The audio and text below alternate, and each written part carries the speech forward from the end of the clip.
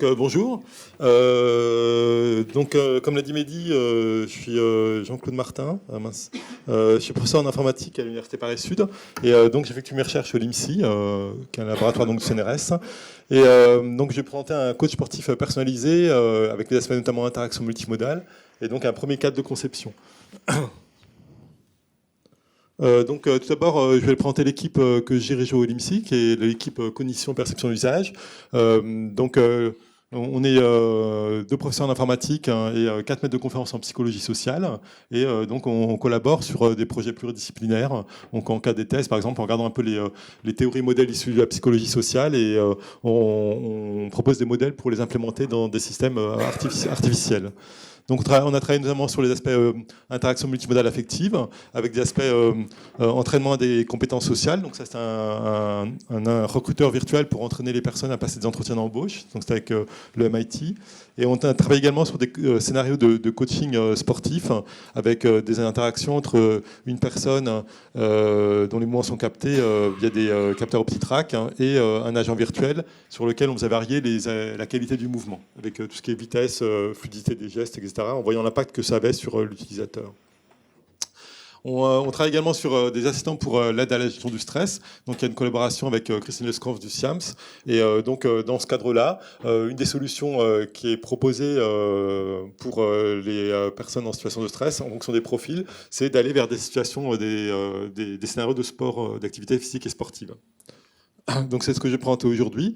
Je vais rappeler un peu le contexte sociétal lié aux activités physiques et sportives, des aspects théorie et travaux existants, le cas de conception qu'on propose, et puis les étapes futures, puisque pour l'instant on n'a pas fait d'évaluation ni de tests avec des utilisateurs. Donc au niveau santé, on sait qu'il y a actuellement des problèmes donc, liés à au manque d'activité physique, que ce soit pour les aspects santé et bien-être physique, mais également mental. Donc il y a beaucoup de workshops et de symposiums sur les aspects que peuvent apporter les techniques d'IA et d'interaction machine aux problèmes de santé mentale, et également les aspects bien-être social également, puisqu'il y a des aspects collectifs et sociétaux dans le sport. Il y a de très nombreux dispositifs avec de très nombreuses applications, mais en fait, il y en a peu pour lesquels on connaît les bases théoriques et les cadres issus de la psychologie, par exemple, qui ont permis la conception de ces applications. Voilà, donc il y a des recommandations qui proposent différentes activités physiques, que ce soit à la maison, au travail, à l'école pour les enfants et dans les aspects plus communautaires. Il y a des théories sur tout ce qui est changement du comportement, donc par exemple pour essayer de persuader ou plutôt de motiver les gens à effectuer des activités physiques, par exemple, ou d'autres types de comportements. Et donc il y a un modèle qui est assez utilisé dans le domaine des technologies persuasives, justement. C'est le modèle transthéorique qui voit un peu les différentes étapes du changement de comportement, avec par exemple au début il y a une étape de pré-contemplation, une étape de contemplation. Et l'idée c'est d'accompagner justement et d'éventuellement de personnaliser les services qu'on va proposer à la personne en fonction du niveau, de l'étape dans laquelle elle est dans ce changement de comportement. Alors en termes d'interaction machine, il y a différents dispositifs et il y a à la fois des montres connectées, donc, comme celle-ci par exemple, versus des téléphones portables. Donc il y a des gens qui font du sport avec leur téléphone portable par exemple, ou avec les deux. La montre a certains avantages, puisque en termes de batterie par exemple, en termes de proximité au corps, on l'a toujours sur soi, enfin on peut la garder toujours sur soi, on peut essayer de l'enlever aussi, mais elle peut avoir des rappels par vibration par exemple, quand on a une activité physique, quand on bouge, c'est quand même plus sécurisé de éventuellement regarder rapidement sa montre que de regarder son téléphone, même s'il y en a qui le font. Et en termes d'environnement, donc il y a pas mal de constructeurs qui proposent des applications à la fois dispatchées sur la montre, sur le téléphone portable et sur un site web pour voir le survol des activités un peu durant les semaines ou les mois précédents, par exemple. Alors, il y a des recherches aussi. Donc, la Food Tracker, c'est un prototype qui a été démontré à Ubicomp, une conférence qui a eu lieu il y a quelques mois.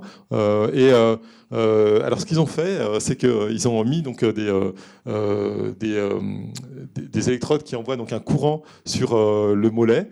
Et donc, l'idée, c'est d'apprendre à bien courir en positionnant son pied de cette manière-là, en sachant que si vous courez trop sur le talon, en fait, ça entraîne des vibrations dans la colonne vertébrale et vous pouvez avoir des problèmes au dos.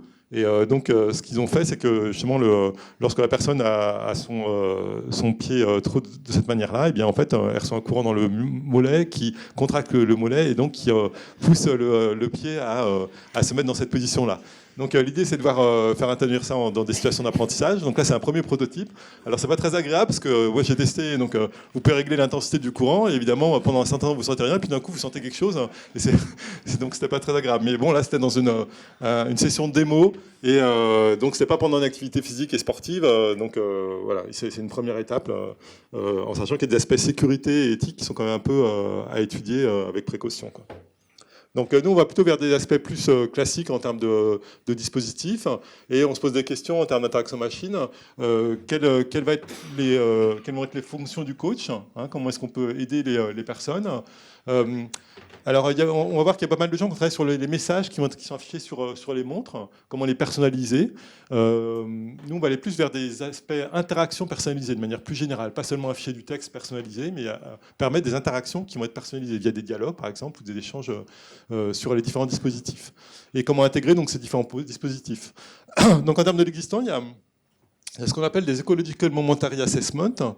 Sont des questions qu'on va poser à une personne pour lui demander justement ce qu'elle pense d'un dispositif qu'elle est en train d'utiliser. Donc ça soulève des questions puisqu'on interrompt la personne en lui posant une question, donc ça peut être gênant. Mais donc il y a des personnes qui ont fait une étude qui ont montré que en fait les gens répondaient plus aux questions lorsqu'elles s'affichaient sur la montre, parce que c'est plus rapide. Voilà, il suffit juste d'appuyer sur quelques boutons, et donc ils collectaient plus de données, et en plus les gens étaient moins gênés, rapportaient qu'ils étaient moins gênés quand ils répondaient aux questions sur la montre que quand ils devaient répondre sur leur téléphone. En plus, donc ils n'avaient pas forcément le téléphone sur eux, ou la batterie était vide. Enfin, voilà, quoi. Et il y a des gens également qui font des études pour voir un peu comment est-ce qu'on peut utiliser une montre en termes d'interaction pendant qu'on marche. Donc nous, ce qu'on propose, c'est un cadre de conception qu'on a appelé Winner, avec le oui, puisque l'idée c'est de collaborer avec l'utilisateur, et donc d'appliquer des techniques d'interaction et des techniques d'IA pour promouvoir l'activité physique et soutenir des interactions à travers différents dispositifs, en sachant qu'on va essayer d'avoir une interaction qui va être personnalisée, dynamique, puisque ça doit pouvoir être utilisé notamment pendant les activités physiques, ou très peu avant ou très peu après, et multimodal, puisqu'on peut avoir du texte, de l'audio, des vibrations, du toucher. Voilà, donc on regarde un peu les théories et modèles issus de la psychologie, notamment en termes de différences interindividuelles. Donc il y a des cadres théoriques, notamment comme les traits de personnalité océan, qui ont montré qu'il y avait des différences en termes d'activité physique et sportive. En sachant que donc il y aura des personnes, les personnes plutôt extraverties ont plutôt un niveau d'activité physique élevé. Il y a aussi le choix des activités physiques qui est pertinent. On s'intéresse plus particulièrement à un cadre théorique qu'on a utilisé pour d'autres travaux, donc avec ma collègue Céline Clavel, pour mettre de la personnalité dans les agents artificiels. Donc c'est le regulatory focus. Et donc l'idée, c'est de voir comment présenter des messages. Donc là, en fait, vous avez le même message présenté de deux manières différentes. Il y en a une qui est présentée plutôt au style prévention, c'est-à-dire qu'on va leur dire ne mangez pas de sucre, sinon vous allez devenir gros, vous allez être malade. Voilà. Donc c'est présenté de manière prévention. Il y a des individus qui ont des soit orientés prévention, soit promotion, et les individus qui sont orientés prévention vont être peut-être plus sensibles à ce type de message, plutôt qu'à l'autre type de message qui va être plutôt promotion, qui va contenir la même sémantique, mais qui va être présenté de manière différente, qui va dire mangez des fruits et donc vous serez plus mince, quoi. Donc là, l'idée, c'est de voir comment on peut personnaliser ces messages de la même manière pour des activités physiques qu'on va afficher sur la montre ou sur le téléphone portable. Donc ce cadre théorique est utilisé dans notre équipe pour d'autres comportements, donc des aspects consommation d'électricité. Voilà, je Je vais aller un petit peu plus vite. Donc il y a pas mal de travaux sur tout ce qui est coach virtuel aussi de différentes manières, avec les aspects adhérence, adhésion au programme qui sont particulièrement importants, comment vérifier que la personne et lui permettre d'avoir une activité physique soutenue pendant plusieurs semaines et de ne pas arrêter au bout d'un moment. Et donc dans les limites qui nous intéressent dans cette approche de l'existence, c'est qu'il n'y a pas souvent une conception intégrée de l'interaction multimodale, au sens interaction machine, à travers les différents dispositifs, comme le téléphone, la montre, le site web et les différentes modalités. Et il n'y a pas toujours non plus une personnalisation des interactions en se basant sur des théories issues de la psychologie. Donc le cadre qu'on propose, c'est justement d'avoir un peu les aspects à la fois théorie, modèle et logiciel et protocole d'utilisation. Par exemple, en termes d'interaction machine, il y a des cadres qui proposent un peu de voir comment est-ce qu'on combine différentes modalités et différents dispositifs. Donc, les modalités peuvent fournir des informations ou des messages qui vont être complémentaires, ou plutôt redondants, ou plutôt équivalents. C'est-à-dire que parfois, c'est plutôt une modalité, parfois, c'est plutôt une autre, en fonction du contexte. Il y aura une spécialisation. Par exemple, on va utiliser les vibrations tout le temps pour ce même type de message, afin que le message soit plus clair. Voilà. Et il y a d'autres catégories qui étudient justement quelle information doit être présentée, à travers quelle modalité, comment la présenter, etc. Alors j'ai une petite vidéo qui montre un peu l'état actuel de notre cadre. Voilà, donc là on l'a programmé donc sur une montre du commerce. Qui est programmable, donc on peut programmer toute l'interaction. On peut programmer l'interface pour qu'elle soit plus simple, pour qu'elle soit adaptée à une personne. On peut faire évoluer l'interface au cours des semaines pour qu'elle devienne plus sophistiquée avec de différentes manières de l'utiliser. Et donc là, on peut rajouter par exemple une activité dans toutes les activités. Et donc on a rajouté notre activité de coach. Et donc là, ça affiche un message: bonjour Jean-Claude, je suis votre coach. Donc là, il peut mettre la variation de rythme cardiaque. Il me propose différentes activités donc, que je peux choisir. Donc là, il m'en propose qui ne sont pas pertinentes, qui ne m'intéressent pas. Il me propose d'aller me promener, je dis oui. Donc là, il me propose un temps par défaut que je peux changer. Là, je ne vais pas le changer. Je sélectionne l'activité. Donc j'affiche. Alors là, il ne met pas la variation de rythme cardiaque parce qu'elle n'est pas sur mon poignet. Il définit un seuil de maximum de variation de rythme cardiaque qui dépend de mon âge. Donc ça, effectivement, bien sûr, ça pourrait être changé parce que c'est assez grossier. Et à la fin, donc, il met un message de félicitations. Donc ça, on l'a complètement personnalisé. On peut mettre ce qu'on veut dessus. Il met le nombre de calories, un icône ou pas. Et donc là, ce qu'on a vu à la fin, c'est ce dont je parlais tout à l'heure, c'est ce qu'on appelle un Ecological Momentary Assessment, c'est-à-dire qu'il me demande comment je me sens après cet exercice. Et donc ces réponses aux questions sont évidemment enregistrées, et ensuite on peut les utiliser pour des analyses d'évaluation et de progression ou d'adéquation des activités proposées. Je vais revenir à l'écran. Voilà, donc là, c'est ce que j'ai présenté, je ne vais pas détailler. Il y a différents paramètres qui sont utilisés, je ne vais pas non plus détailler. Donc une des grosses questions, c'est le timing des interactions, des interventions, de savoir qu'on propose d'intervenir. Et donc le MIT, par exemple, il travaille sur ce problème-là pour des applications de stress. Et ils ont fait une étude justement qui affiche à différents moments de la journée un message sur le PC des personnes pour leur proposer différentes stratégies pour gérer leur stress. Et ils enregistrent un peu les préférences des utilisateurs en sachant est-ce qu'ils prévoient avoir le message avant d'aller déjeuner, après déjeuner, le matin tôt. Donc là, c'est une des questions qu'on se pose en sachant qu'avec ce type de dispositif, on peut le faire un peu à tout moment. Voilà, donc là, il y a la première architecture logicielle sur laquelle qu'on a développée, que j'ai présentée. Des données qu'on peut collecter ensuite sur notre site web. Et donc là, par exemple, on a des variations de réponses aux questions, donc, que j'ai montrées tout à l'heure, et les données physiologiques qui sont également affichées. Et on récupère également les informations sur notre téléphone portable avec un personnage virtuel, donc on voudrait utiliser pour motiver l'utilisateur à l'aide d'expressions et de comportements expressifs.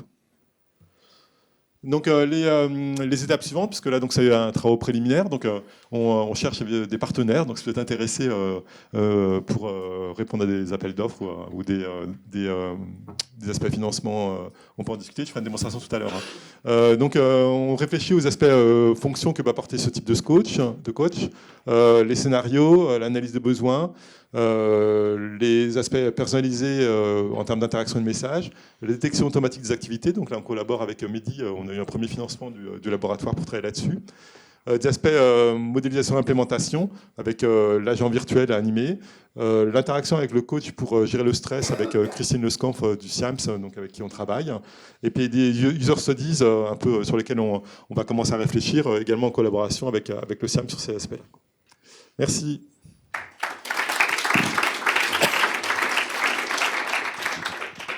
Alors, on a le droit à quelques questions là aussi. Est-ce que vous avez des questions sur... Oui ?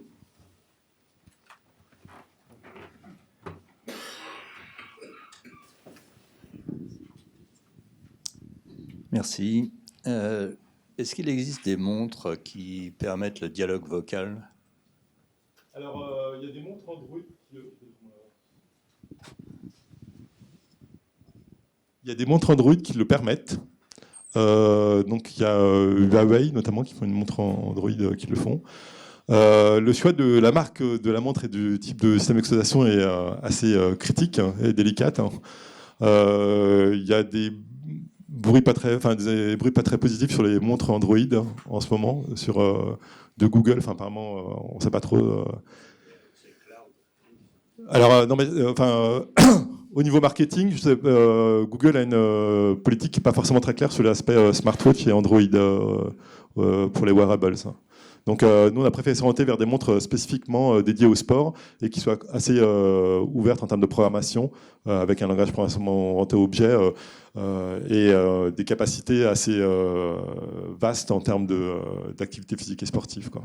On vise des utilisateurs à la fois des utilisateurs qui sont débutants ou en prise de sport, sur lesquels on va pouvoir faire quelque chose de finalement très simple parce qu'on peut programmer l'interaction, et des gens qui ont déjà une activité physique et sportive, mais qui ont quand même besoin de motivation ou d'intégration avec différents dispositifs, quoi. Une autre question ?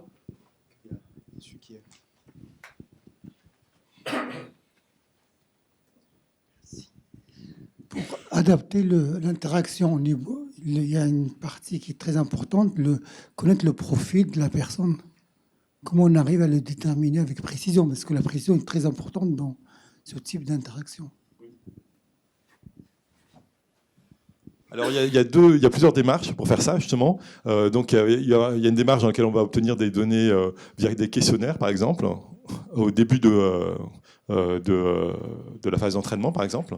Et donc là le but c'est de savoir quel type de questionnaire on va proposer. Nous on a des questionnaires de type Regulatory Focus par exemple pour savoir si la personne est plutôt orientée prévention ou promotion, afin de pouvoir personnaliser l'interaction et les messages qu'on va mettre sur le dispositif.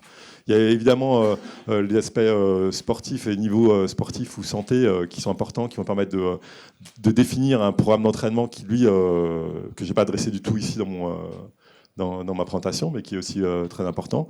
Et il y a d'autres approches, alors au MIT, ils font beaucoup plus ça, par exemple. Il n'y a pas de questionnaire au début, ils donnent le dispositif à la personne et ils font de l'apprentissage du learning sur beaucoup de données pour identifier le profil à partir de données, quoi. Donc je pense que peut-être une approche intermédiaire avec collecter quand même des premières informations qui vont nous permettre d'avoir une interaction moins personnalisée dès le début, et ensuite collecter les données et avec des techniques d'apprentissage, voir comment on peut adapter l'interaction.